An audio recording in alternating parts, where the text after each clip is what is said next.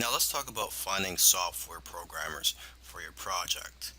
Now there are various sites that you can go to find programmers where they will bid on your projects, and you can select the programmers based on the best price. But remember, you have to also make sure to select programmers based on their skills and how well you feel comfortable working with them. Okay, so I've listed a few sites, the most popular sites where you can find programmers. There's rentacoder.com, elance.com, scriptlance.com, and guru.com. And you can also go to coding forums or other types of forums where programmers hang out to find people that are passionate about creating software products. Okay, so now when you visit these sites where programmers could bid on your projects, you have to know how to present your project. So make sure to first review how other people are listing your projects and how they are describing them on these sites. Okay, and you have to also be very careful. You don't want to give out too much information about your project because you don't want people stealing your ideas. So, when you first post a project, the information that you should reveal at first is what is needed for the programmer to know if your software product is something that they are qualified to work on. Alright, so let's talk about coming up with a list of features and details of what your software is going to include. Okay, you got to remember to keep it simple though, because it's not about how many fancy features and buttons that your software has. It's about how the software can benefit the user. Okay, because sometimes it's the most simple software that can become a best selling product. Okay, but before you can approach a software developer, you must have a list of features and details about the software product you plan to create. Okay, so to get ideas, you can look at other software products in a similar industry. And also, what you can do is go to a website called hotscripts.com. And this site includes programs and scripts in every popular programming language. So this is a great way for you to get familiar with the different types of software out there. And you could also read the reviews for the various software products on that site. And basically, the more knowledge that you have, the better the software you can have developed.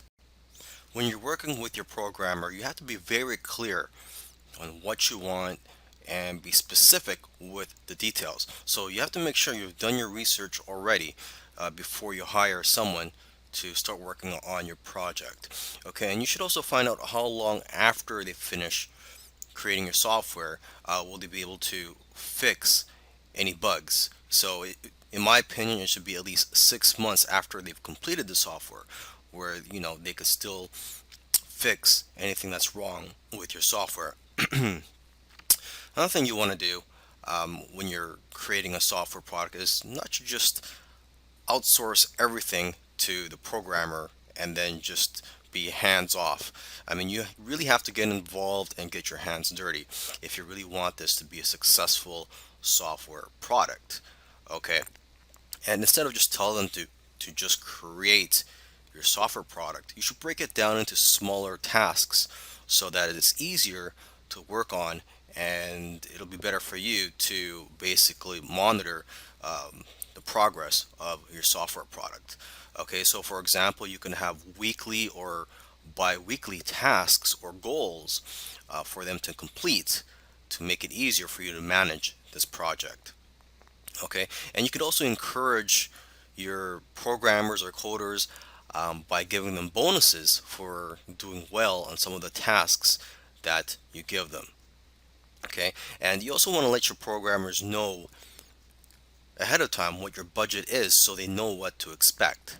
And so, with that being said, you shouldn't pay by the hour because it's hard to track the actual hours that they work, and that only encourages people to take their time on your project.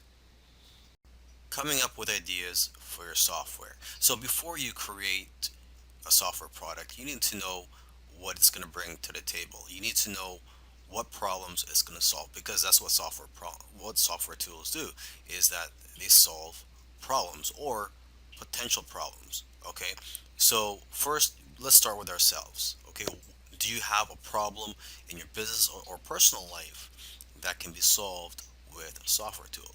Because let's face it, if you have a problem, I'm pretty sure there's going to be other people out there with similar problems as you. Okay, so your problem is not unique to yourself. You must also know your target audience that you plan to sell your software to. So basically, it comes down to two things. Okay, consumers have a particular problem that needs to be solved, and two, they are looking for something that will make their life easier. Okay, you can also look at social media, forums, and your customer base to get an idea of what types of problems your customers or potential customers have and what they're willing to pay for. Because most of the time, people will tell you what they want, and if you give it to them, they will buy it. Okay, and oftentimes it's simply a matter of taking something that already exists and making it better, or expanding on the current software. So you got to ask yourself, what software out there has room for improvement? Okay, and you got to remember this: it's not about just creating and selling software products. You know, there's a lot of money to be made in selling software products. Don't get me wrong, but it's also about knowing what software products to create. So that's why it's important to know your target audience and know what it's like to be in their shoes. I've been an internet marketer for several years now. One thing I've noticed is that a lot of the marketers that create software products are the ones that end up having seven-figure businesses. So that's one of the reasons why you want to get into the software business. I'm not saying that you're going to have a seven-figure business or a six-figure business, but it is a very lucrative industry.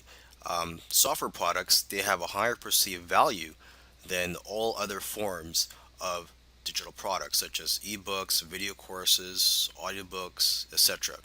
And another advantage to getting into the software business is the barrier to entry. There's not much competition out there. If you create a software product that's, you're not going to have much competition with that compared to other forms of products. For example, if you write a how-to book on a certain topic, you're going to have lots of competition for that book. There's going to be lots of other people that's going to write something on similar topic.